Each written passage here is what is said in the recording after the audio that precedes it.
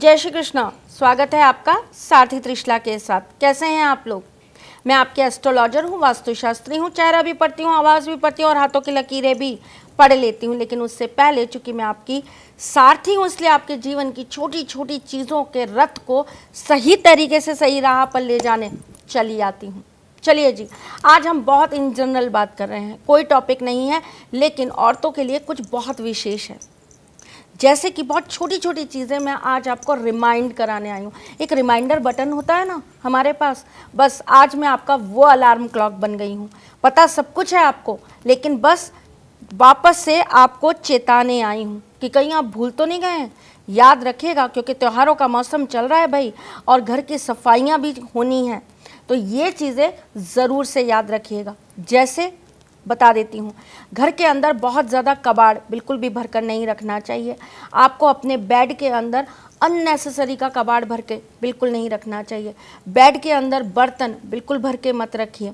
घर के किसी भी ऐसे कोने के अंदर आप लकड़ी लोहा बिल्कुल जमा करके मत रखिए जहाँ पर वो ख़राब हो जाए या उसमें जंग लग जाए या आपकी लकड़ी फूल कर खराब होने लगे। ऐसा होने से घर के अंदर दरिद्रता का प्रवेश होता है।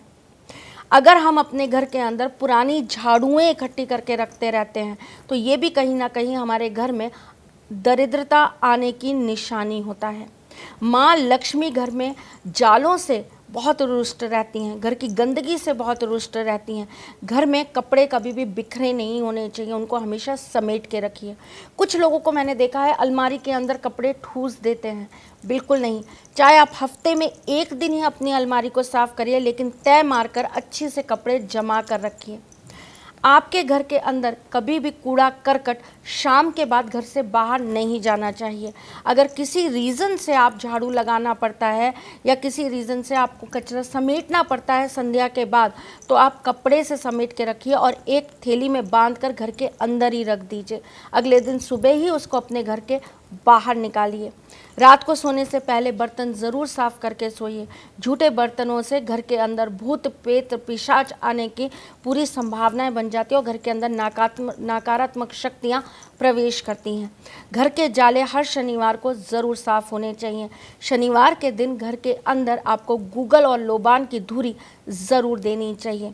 औरतें भूल कर भी शुक्रवार के दिन अपने गहनों को कभी भी साफ़ ना करें। जैसे कि होता है ना, हम बिछिया साफ़ करने लगते हैं, पायल साफ़ करने लगते हैं, ये आप कभी भी शुक्रवार के दिन मत करिए। इससे घर की जो आपकी ऊर्जा है, आपके घर का जो सौभाग्य है, आपके घर की जो लक्ष्मी है, वो रूठती हैं। अपनी तिजोरी को हर शुक्रवार को गंगा जल से शुद्ध करके धूप बत्ती दिखाकर आप उसको ज़रूर पूजा करिए, ताकि आपके घर में माँ लक्ष्मी का प्रवेश हमेशा चालू रहे। अगर आपके घर के अंदर बरकत नहीं हो पाती है, तो आपको अपने घर में पौधे कभी भी नकारात्मक पौधे कभी भी नहीं लगाने चाहिए, या पौधे हमेशा आपको अपने घर के अंदर 11-21 के रेशियो में लगाने चाहिए।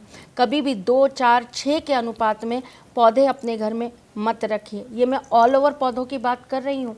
मैं आपसे ये नहीं कह रही हूँ कि एक पौधा आप 11 रखिए या 21 रखिए।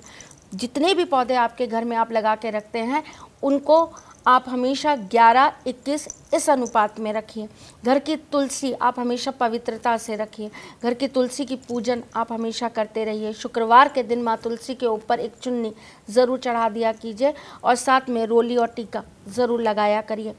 हम अक्सर किसी मंदिर में जाते हैं, किसी धार्मिक स्थल पे जाते हैं, तो वहाँ से ना हम अक्सर बहुत सारी चीज़ें लेकर आ जाते हैं। जैसे कि बहुत सारे लॉकेट ले आए, या हम वहाँ से धागे ले आए, या हम वहाँ से कोई ताबीज़ ले आए। इस तरह की चीज़ें हम अक्सर धार्मिक स्थलों से लेकर आते हैं, ये सोचकर कि हम यहाँ आए हैं, लेकर चलते हैं, इससे पवित्रता बढ़ेगी। लेकिन इनको घर के अंदर बहुत लंबे समय तक नहीं रखना चाहिए, इससे भी आपके घर में दरिद्रता आने लगती है। इन्हें सही समय पर लोगों में विस्तृत कर दीजिए और आप लोगों को गिफ्ट कर दीजिए। आप बहुत सारे नग बनवाते हैं, बहुत सारे रुद्राक्ष बनवाते हैं या ले आते हैं, आप उनको रखने की प्लेसमेंट सही रखिए। कभी भी आपके यूज़ करे हुए रुद्राक्ष या नग आपको साउथ के डायरेक्शन में नहीं रखने चाहिए। हमेशा उनको रखने के लिए आप एक तेल की डिब्बी के अंदर उनको डाल के रखिए। उनको कभी भी खुला करके मत रखिए, बंद करके रखिए। ऐसा करने से भी घर के अंदर नेगेटिविटी आती है और आपके घर का सौभाग्य और वृद्धि खत्म होने लगती हैं। घर की दवाइयाँ जगह जगह फैला कर मत रखिए। घर में पत्ते दवाइयों के जगह जगह नहीं होने चाहिए। घर की दवाइयाँ समेट कर रखिए और कोशिश करिए कि उसको आप अपने घर के साउथ वेस्ट में रखें। इससे आपके घर में रोग कम होने लगता है और दवाइयाँ आपके घर से बाहर जाती हैं। भैया कम से कम दवाइयाँ घर में हो, यही सबसे अच्छी चीज़ है। घर का मंदिर हमेशा साफ करके रखिए। घर के मंदिर में रखे हुए शंख को आप हर सोमवार को ज़रूर गंगा जल से या पवित्र जल से साफ करिए। घर की घंटी आप ज़रूर दिन में एक बार बजाया करिए। घर के अंदर अगर आपके पास में किसी भी तरह से कौड़ियाँ हैं या गोमती चक्र है, इस तरह की अगर आप चीज़ें रखते हैं तो किसी अच्छे पर्व पर उसको शुद्ध करके ज़रूर से अभिमंत्रित करके बंद करके रखिए। उसको खुला करके मत रखिए, नहीं तो लाल कपड़े की एक पोटली बांधकर उसको अपने मंदिर में स्थापित कर लीजिए। जटा वाला नारियल आपके घर में हमेशा रहना चाहिए। पानी वाला जटा वाला नारियल आपके घर में हमेशा रहना चाहिए। इससे सुख, समृद्धि और शांति बनी रहती है। देखा, आज तो मैं आपसे बस यही सब चर्चा करने आई थी, नॉर्मली बातें बताने आई थी। रिमाइंडर की तरह एक अलार्म क्लॉक बजाकर आपके दिमाग की घंटियों को खोलने आई थी। आती रहूँगी, ऐसा ही कुछ नया बताती रहूँगी। बस आप साथ बने रहा करिए, देखा करिए, जीवन में रोचक जानकारियाँ आपको इस सारथी से मिलती रहेंगी। कहाँ जा रहे हैं अभी, रुकिए ना, बहुत कुछ है मेरे पास। चलिए आज की दे देती हूँ आपको टिप ऑफ द डे और साथ में वास्तु ऑफ द डे। आज का वास्तु ऑफ द डे ये है कि आपको कभी भी अपने घर के साउथ को हल्का नहीं रखना चाहिए। घर के साउथ को हमेशा भारी करके रखिए। घर के साउथ में जितना ज़्यादा आप भारीपन रखेंगे, आपके जीवन के अंदर समृद्धि उतनी बढ़ती चली जाएगी। टिप ऑफ द डे, आपको अपने घर के मसाले जो है ना वो हर हफ्ते बदलने चाहिए। नहीं तो मसालों की जो डिब्बियां हैं उनको आपको हर हफ्ते ज़रूर साफ़ करना चाहिए। किचन के अंदर कभी भी गंदगी मत रखिए। पुराने बर्तन और टूटे हुए बर्तन अपनी किचन में कभी मत रखिए, ये दरिद्रता की निशानी होते हैं। चलिए चलती हूँ, फिर आऊँगी कुछ नया, कुछ अलग, कुछ अद्भुत लेकर। तब तक के लिए मुस्कुराते रहिएगा, रिश्तों में मजबूती बना के रखिएगा, अपने सारथी के साथ यूं ही जुड़े रहिएगा, प्यार देते रहिएगा, प्यार लेते रहिएगा। ख्याल रखिएगा अपना। आप मेरे यूट्यूब और इंस्टाग्राम और फेसबुक पेज को ज़रूर फॉलो कर लीजिए, लाइक कर लीजिए, सब्सक्राइब कर लीजिए, क्योंकि आपको बहुत सारी रोचक जानकारियाँ हमारे माध्यम से मिलती रहती हैं और मिलने वाली हैं। कुछ नए नए टॉपिक्स आप मुझे ज़रूर दे दिया कीजिए, जिन पर मैं आपसे चर्चा करने नित्य प्रतिदिन आती रहूं। ख्याल रखिएगा अपना भी और उनका भी, जिनसे आप प्यार करते हैं। मैं बहुत जल्द आऊँगी, तब तक के लिए जय श्री कृष्ण। सारथी मां त्रिशला ज्योतिष के क्षेत्र में विश्व विख्यात नाम है।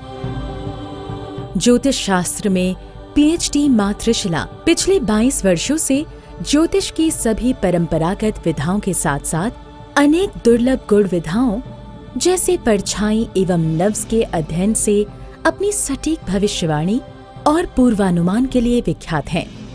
अपने उपायों द्वारा लाखों लोगों का जीवन संवार चुकी मां त्रिशला लगातार 2016 से ज्योतिष विभूषण अवार्ड प्राप्त कर रही हैं। साल 2018 में उन्हें उत्तराखंड के मुख्यमंत्री त्रिवेंद्र सिंह रावत ने ज्योतिष विभूषण अवार्ड से सम्मानित किया था और साल 2016 में उन्हें राजस्थान में बेस्ट एस्ट्रोलॉजर के अवार्ड से नवाजा जा चुका है।